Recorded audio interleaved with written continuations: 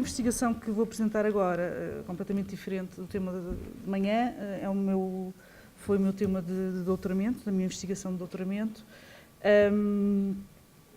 e que eu quis trazer aqui e quis apresentar. Mais uma vez, falta o logotipo do ID+, que também teria que aparecer, só que esqueci-me. A revista Presença, eu tomei contacto com a revista Presença na minha atividade como designer, que felizmente tenho, de vários anos, e foi exatamente na paginação de uma revista científica que me apareceu um artigo sobre a presença e foi onde eu a conheci e percebi, tive a hipótese de ver alguns originais e percebi que havia ou existiam exemplos ou existiam grafismos muito interessantes na revista. E a partir daí foi uma espécie de namoro, porque foi na altura em que eu iniciei o mestrado e depois continuei com o tema para doutoramento. E isto que me apaixonou, eu mais tarde cheguei à conclusão que é um termo, um conceito que eu chamei de materialidade gráfica, aquilo que é matéria gráfica desta revista. E é exatamente, vou tentar brevemente apresentar então a investigação e o tema. Em termos de investigação, existiu num ponto de partida um interesse e a motivação pessoal, existiu a vontade de tentar acrescentar às análises uma específica do design gráfico, existiu também o interesse em procurar aprofundar esta questão do conceito da materialidade gráfica, trazer a presença à investigação científica na área do design gráfico. Ela era estudada e analisada na área da literatura, em alguns exemplos também, existiram algumas investigações na área das artes plásticas, por causa das ilustrações e dos elementos que se envolveram na revista, mas na área do design ainda não existiu. Numa época em que estamos a construir isto que é o nosso património histórico, o património histórico do design português, achei pertinente, e até à defesa, e até agora ninguém me disse que não, e nunca ninguém me apresentou argumentos em contrário. O último ponto, o aplicar a metodologia modelo de análise, foi o diagrama multidimensional, foi um ponto que eu depois não consegui aprofundar no sentido que queria, mas pelo menos utilizei-o na minha investigação, que foi a questão, a forma, a metodologia, os instrumentos de análise que eu criei para a minha investigação. A minha pergunta de partida foi que aspectos do grafismo e da expressão da tipografia da presença à revista, assente nas capacidades compositivas e semânticas dos seus caracteres móveis, permitem tê-la como exemplo do modernismo português, a par dos seus conteúdos literários, artísticos e ideológicos. Tive como objetivos estudar o grafismo e a expressão da tipografia, assente nas capacidades compositivas e semânticas dos caracteres móveis desta publicação, no contexto do modernismo português. Parti de um pressuposto básico que as capacidades compositivas e semânticas destes caracteres da revista são a base também da sua materialidade gráfica, mostrar a forma como foi utilizada e evidenciar o modernismo da revista a partir da análise prática e interdisciplinar do grafismo e da aplicação tipográfica. Em termos de fontes, de uma forma rápida, eu tive 5 pontos, os originais da presença, que felizmente tive a oportunidade de adquirir a coleção original completa, uma versão facsímile, livros sobre a temática, o Centro de Estudos Regianos, em Vila do Conde, que me apoiou em termos de acesso a cartas entre os editores e os diretores da presença, com indicações muito importantes para esta pesquisa do José Régio, com correções das provas da gráfica e com indicações específicas de formatação gráfica. E depois algumas teses também feitas em Portugal, na área do design, da história do design, e também na área da história da literatura. Existiram vários autores, como eu falei, dos livros, eu tenho aqui levantado, vou avançar porque tenho muito para mostrar. Em termos de metodologia de trabalho, tive 3 tipos de metodologia que fui articulando e fui relacionando e saíram resultados. Uma geral de estudo de caso, numa abordagem qualitativa, de caráter heurístico, que se aproximava das preocupações filosóficas e sistémicas daquilo que é relacionado com o design. Projetiva, ou seja, criar modelos, criar instrumentos e ferramentas para esta análise, esta interpretação e este relacionamento de conceitos e de informação recolhida. E depois outra que teve a ver com aquilo que é o trabalho de campo e de consultar e analisar todas as fontes que foram pertinentes para o caso.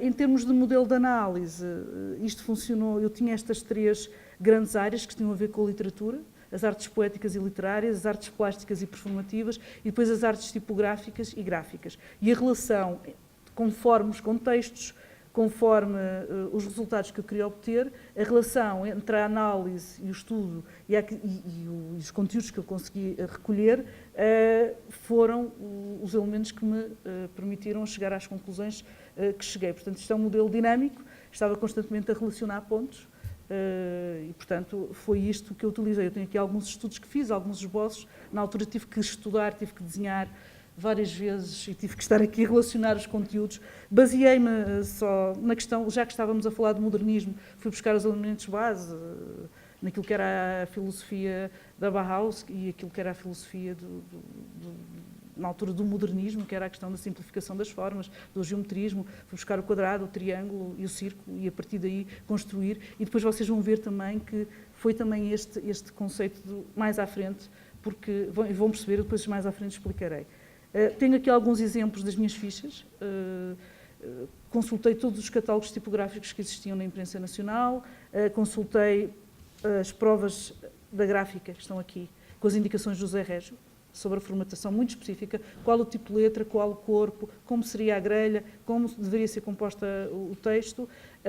Consultei outras fontes e, portanto, tenho aqui algum exemplo só para demonstrar. Depois também tive uma calendarização, um planeamento de trabalho, o que é que eu pretendia fazer em cada fase. Obviamente que isto andou para trás e para a frente e por aí, devido a isso é que temos aqui um turbilhão de traços e de riscos e de fases, porque andou para trás, para a frente para trás, reduzir, aumentar, percorrer outro caminho, mas pronto. Mas tentei ter aqui um planeamento e uma calendarização no faziamento do meu trabalho, algum mais intenso, outro menos intenso, mas basicamente tento, com este esquema, tentei mostrar quais são as fases. Depois isto está disponível, vocês vão poder ver e se quiserem enviar um e-mail com uma questão, com questões, estou sempre disponível para responder. Em termos de estrutura de trabalho, existiram 4 grandes pontos. Num primeiro ponto era perceber o que era o modernismo e contextualizar o modernismo. Tive que perceber quais eram as referências gráficas, perceber o que eram as referências históricas, relacionar a literatura com as artes plásticas e com o contexto social e artístico. Um dos autores que eu referi várias vezes, e eu não acredito que isto... que eu li e baseei-me nele várias vezes, foi o Walter Benjamin, e a questão de não haver, uma das características, ou a característica da identidade do modernismo é exatamente a questão de não existirem fronteiras. Não existem fronteiras entre as artes plásticas, entre as artes literaturas, entre as performances, entre os teatros. Vocês têm um exemplo, o Almada Negreiros, em Portugal. Tudo se mistura, não há definições, não há gavetas. Há um experimentalismo e há a fusão de tudo. E, portanto, tentei chegar ao conceito, nesta parte do trabalho da investigação, foi a questão do modernismo. O que é o modernismo? Definir o modernismo, contextualizar o modernismo. Claro que fui buscar referências que têm a ver também com a história do design, não é? Design gráfico, e que são as nossas influências de base do modernismo, e as nossas influências de base do ensino do design e do próprio design, com as questões, por exemplo, da Bauhaus e alguns dos autores e alguns dos trabalhos resolvidos. Fui buscar também alguns exemplos de materialização gráfica.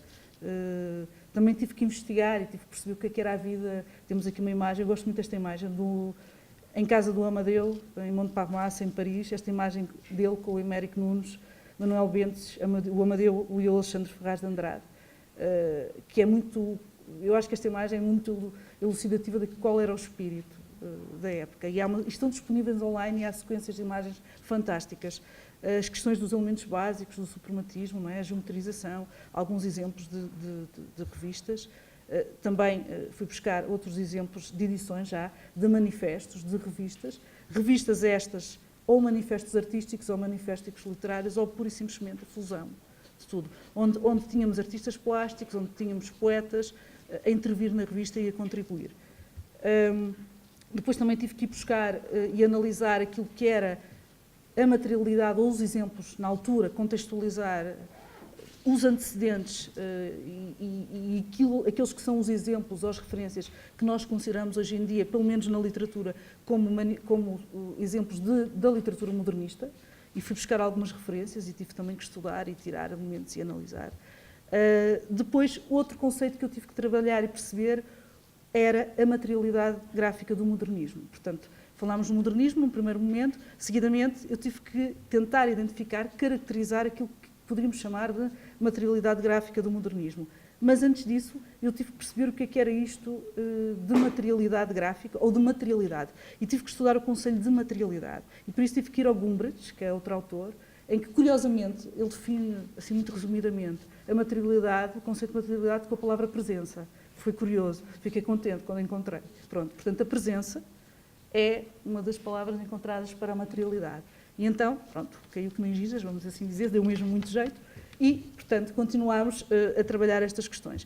Tentei analisar, com fichas de análise, não vou estar aqui agora, todas as características que existiam nestas revistas, nestas edições, e tentar tirar, então, quais serão as características da materialidade gráfica modernista. Temos as questões tipográficas, não é? As questões dos experimentalismos de impressão e de reprodução, as questões da quebra com as convenções de leitura, convenções artísticas, o jogo da leitura, o jogo da não leitura, a questão do texto como uma interpretação pura de uma imagem, de uma expressão, e funcionar como imagem. Temos aqui alguns exemplos.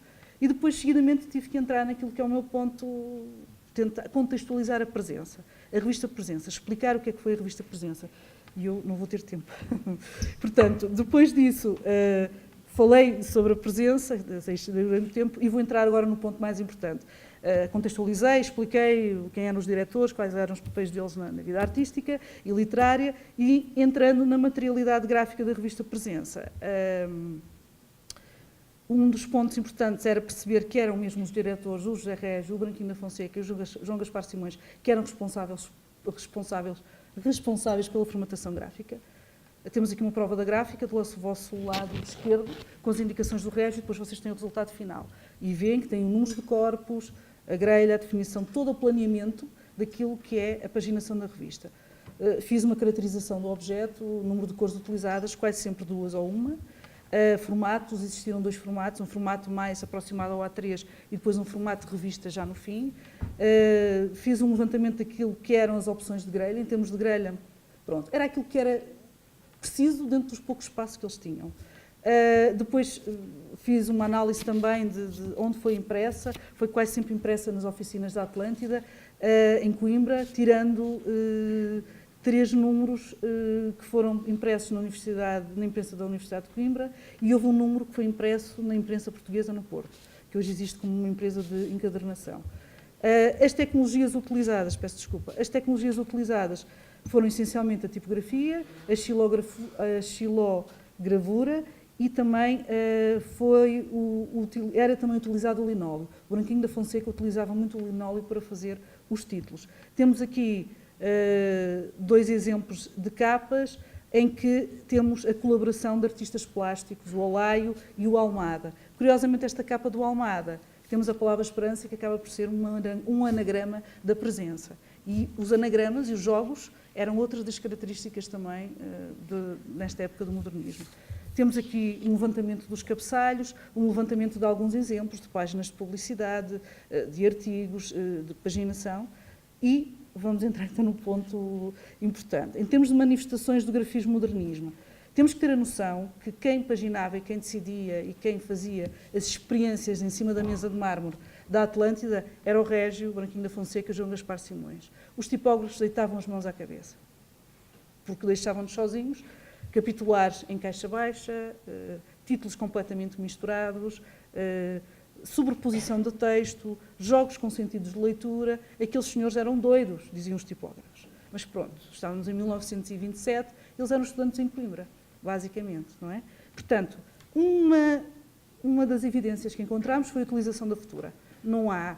E foi utilizada em 1928. E a segunda versão da futura saiu em 1928 na Alemanha. Não sei como é que lá chegou, não faço a mínima ideia, não consegui descobrir. Mas a futura foi utilizada. E foi utilizada exatamente para os experimentalismos.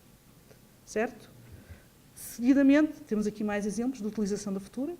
em que nós temos, é óbvio que há uma procura de brincar com o texto, há uma procura de experimentalismo, há uma procura de dar um segundo sentido de leitura.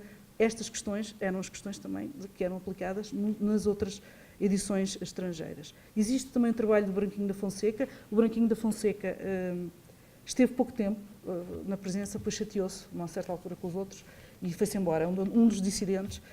Mas temos aqui algum trabalho dele. E o trabalho que temos aqui é o tal trabalho de lettering e da utilização do linóleo para trabalhar a questão do texto e também, posso chamar aqui, trabalhar a tipografia ou lettering como também imagem. Depois temos aqui alguns ensaios simples, modestos, sim, mas existia, e foram eles que os fizeram, não foram os tipógrafos. Há cartas, se vocês lerem a minha tese, está disponível, existem cartas e reproduções e transcrições com indicações específicas sobre isto. Portanto, estas questões de brincar com o texto, com as escalas, com as hierarquias, de criar imagens, criar símbolos, por exemplo, depois da feira, não é? Tentar aludir àquilo que é a lenga, agora com o seguimento daquilo que eu apresentei de manhã. Pronto. Em termos também de grafismo, outra questão importante, e vou ser breve, é a própria utilização da grelha, de uma forma muito intuitiva, com pessoas que não tinham formação nenhuma da área, a não ser a própria experiência. Existem, no meu ponto de vista, alguns exemplos muito interessantes de páginas da revista. A revista tem, em todos os seus números, são 1000 e tal páginas.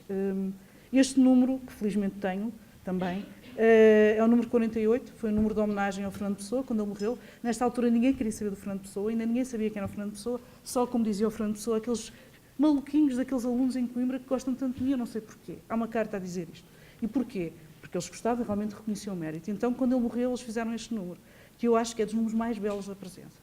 E, portanto, temos aqui uma ilustração do Almada e depois temos aqui a composição. E a forma como a grelha, como a tipografia é trabalhada, como se tira partido daquilo que é o layout gráfico, não é? A articulação do texto num espaço específico, com uma margem específica, para transmitir algo que é sentido.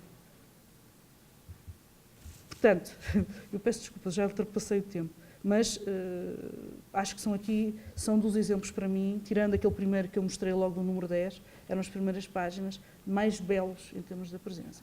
E foram eles que os fizeram e não foram os senhores das oficinas da Atlântida. Só para terminar, deixo aqui um excerto que foi o próprio José Régio que escreveu. A presença é muito rica também em texto, em conteúdo. Aquilo que foi debatido era um espaço aberto. As pessoas mandavam contributos, os outros poetas, e eles quase que se degladiavam, mas o Régio sempre foi muito diplomata e sempre deixou toda a gente publicar o que queria. Ele nunca... e é um espaço muito importante em termos de história da literatura portuguesa por causa disso. Deixo só este excerto, em que ele diz que deste já longo entre chocar de correntes e contracorrentes, que é a nossa época, estamos a falar de 1928, será lícito perguntar só 1929. O que resulta? O que ficará? E poder-se-á responder. Resultam as próprias obras, em que, direto ou indiretamente, essas correntes e contracorrentes se exprimiram, ou se exprimem. Ficarão as obras-primas da nossa época. E pronto, e com isto termino. Peço desculpa pelo...